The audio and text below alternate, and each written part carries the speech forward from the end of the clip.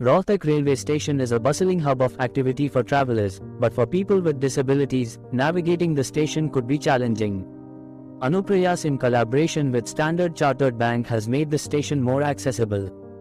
At Anuprayaas, our goal is to make public spaces more inclusive for people with disabilities. We saw a great opportunity to do this at Rohtak Railway Station. In collaboration with Standard Chartered, installation of various accessibility features at Rohtak Railway Station.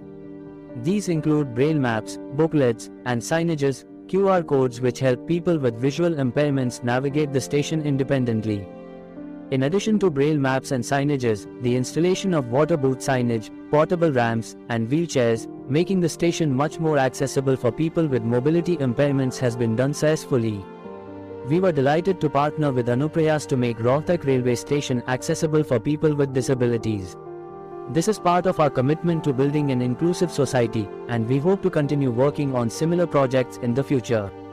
Rohtak Railway Station has become a more inclusive space for people with disabilities.